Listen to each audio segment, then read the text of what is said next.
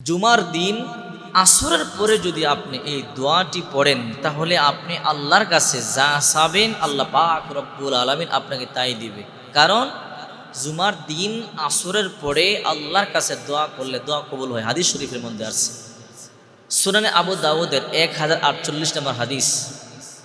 হযরত জাবের ইবনে আব্দুল্লাহ রাদিয়াল্লাহু তাআলা আনহু বলেন, আল্লাহ রসুল বিশ্বনবী মুহাম্মদুর রাসূলুল্লাহ সাল্লাল্লাহু আলাইহি ওয়াসাল্লাম বলেছেন, জুমার দিন 12 ঘন্টার মধ্যে এমন একটা সময় আছে ওই সময় দোয়া কবুল হয়। ওই সময় কোনো বান্দা বান্দি আল্লাহর দরবারে হাত তুলে দোয়া করলে আল্লাহ পাক রব্বুল আলামিন হাত ফিরায় দেয় না, ওই হাতটার সাথে সাথে কবুল করে নেয়। তো এই সময়টা কোনটা? হযরত আব্দুল্লাহ ইবনে সালাম রাদিয়াল্লাহু তাআলা বলেছেন, হযরত আব্দুল্লাহ ইবনে সালাম রাদিয়াল্লাহু তাআলা বলেন, জুমার দিন আসর থেকে মাগরিব পর্যন্ত এই মধ্যবর্তী সময়টা দোয়া কবুলের সময়। আল্লাহর হাবিব বলেছেন, জুমার দিন এমন একটা সময় আছে দোয়া কবুল হয়, হাত তুললেই দোয়া কবুল হয়। আর আব্দুল্লাহ ইবনে সালাম রাদিয়াল্লাহু তাআলা বলেন, আল্লাহ রাসূল সাল্লাল্লাহু আলাইহি ওয়াসাল্লাম বলেছেন, ওই সময়টা হলো আসর থেকে মাগরিবের সময়। এই সময় দোয়া করলেই দোয়া কবুল। তো এই সময় দোয়া করলে কোন দোয়াটা করবেন? আপনার মনে যা চায় আপনি তাই চাবেন, তবে এই দোয়াটা আপনি অবশ্যই পড়বেন। রব্বানা আতিনা ফিদ দুনিয়া হাসানাতাও ওয়া ফিল আখিরাতি হাসানাতাও ওয়া কিনা আযাবান্নার। এটা কেন পড়বেন আমি বলি। এই দোয়াটা আল্লাহ পাক আমাদের নবীজিকে শিখাইছে।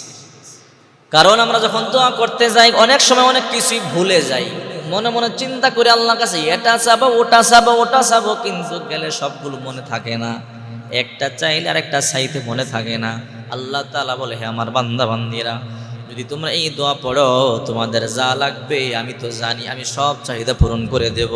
আল্লাহ নিজে শিখাইছেন, রব্বানা আতিনা ফিদ দুনিয়া হাসানা, আয় আমাদের রব দুনিয়াবি যত কল্যাণকর বস্তু আছে সব কল্যাণকর বস্তু আমাদেরকে দান করেন। কত সুন্দর অর্থ। ও ফিল আখিরাতি হাসানা, আর আখিরাতের যত কল্যাণকর বস্তু আছে তাও দান করেন। ও কিনা আযাবান্নার, জাহান্নামের আগুন থেকে আমাদেরকে মুক্তি দিয়ে দেন। চমৎকার একটা দোয়া, এই জন্য এই দোয়া পাঠ করবেন।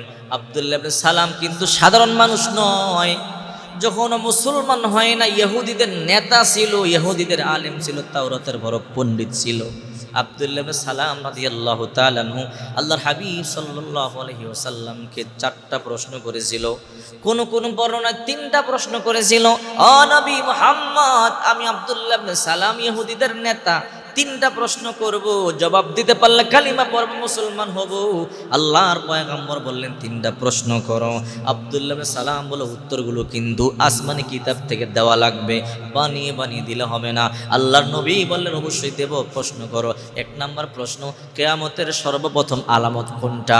2 নম্বর প্রশ্ন হলো, জান্নাতে যখন মানুষেরা ঢুকবে প্রথম আল্লাহ কি খাবার দিবে? 3 নম্বর প্রশ্ন, স্বামী আর স্ত্রীর মিলন মাঝে আল্লাহ সন্তান দান করে, কখনো মায়ের আকৃতি পায় কখনো বাবার আকৃতি পায়, কারণটা কি আমার বলেন? আল্লাহর হাবিব জবাবগুলো দিলেন। 1 নম্বর জবাব হলো, কিয়ামতের সর্বপ্রথম আলামত হলো পূর্ব দিগন্ত থেকে একটা অগ্নি নির্গত হবে। এই অগ্নিটা মানুষকে ধাওয়া করে করে পশ্চিম দিকে জামায়াত করবে, এটা প্রথম আলামত।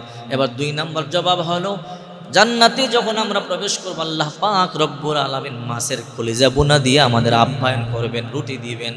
3 নম্বর জবাব হলো, পিতা মাতা যখন মিলিত হয়, বাবার শুক্রাণু যুদ্ধ করে জয় হলে বাবার আকৃতি পায়, আর মায়ের ডিম্বাণু যুদ্ধ করে বিজয় লাভ করলে মায়ের আকৃতি পায়। আব্দুল্লাহ ইবনে সালাম বলে, আল্লাহর কসম আপনি রসুল না হইলে জবাব দিতে পারলেন না, পারতেন না।